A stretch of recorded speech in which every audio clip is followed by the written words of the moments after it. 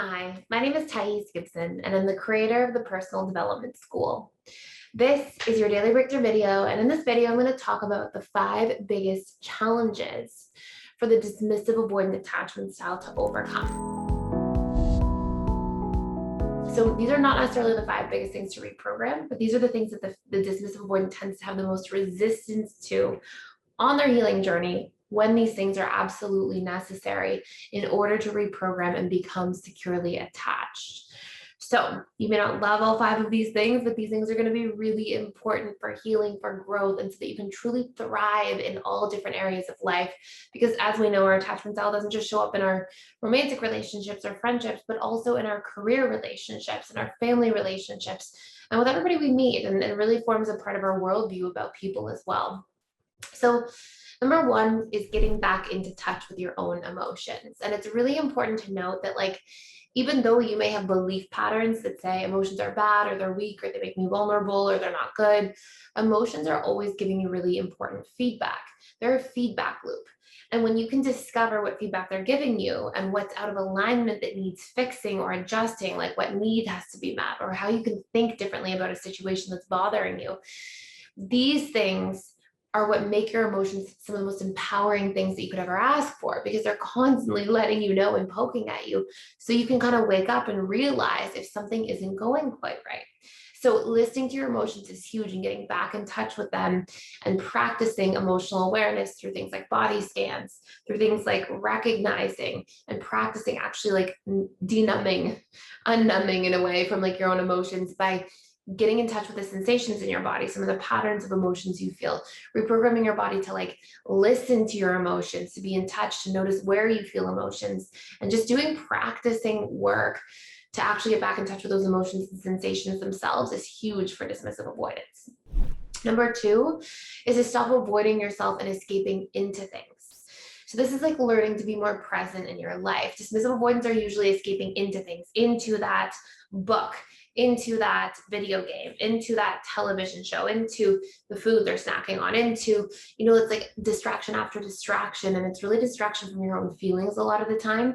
But practicing being present and just noticing what's in your environment and being a little more mindful about the things that you're doing, whether it's like eating your dinner and being present with your food, being in a conversation and being present there without your phone anywhere nearby. The more you can be present and not escape into things, the better you're going to feel on a regular basis. And just in general, the healthier you're going to become as a person.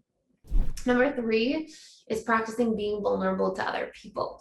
And actually opening up, sharing some of your fears, sharing some of your wounds, and being able to like allow yourself to be seen and known.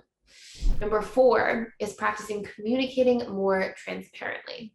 And a lot of DAs think that they're communicating through their actions or through their indirect versions of communication, but it's actually really important to practice over-explaining according to what you're used to, because as a general rule, DAs have this habit of like explaining something, but very indirectly, because they're trying to avoid being vulnerable, and it's such a subconscious comfort zone to not be vulnerable.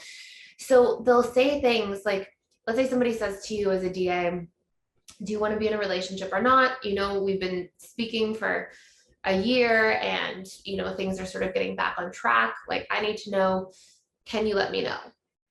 Oftentimes I've seen patterns where like a DA will turn around and let somebody know by then like sending them a text being like, hey, how are you, later that day.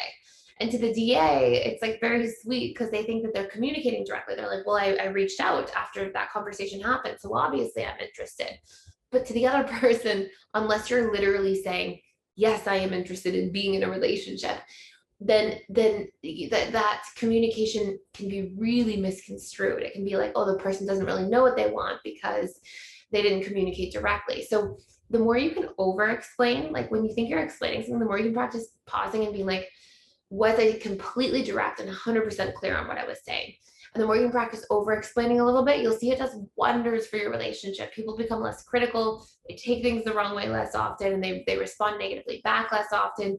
And like communication, dialogue, and dynamics just open right up. So it's a really powerful tool for dismissive avoidance. And number 5 is to end cycles of self-shaming. It is so important that you don't carry this imprint of shame with you your whole life and start shaming yourself because you felt shame in childhood from perhaps being emotionally neglected or not having people there for you enough. That is an injustice in and of itself. And it's so important to be aware of those patterns that may show up for you in your own subconscious programming and show up for yourself to make sure you're not holding space for any of those things to still be there, any of those seeds that were planted around shame, where you're shaming yourself, putting yourself down for things, overly critical to yourself.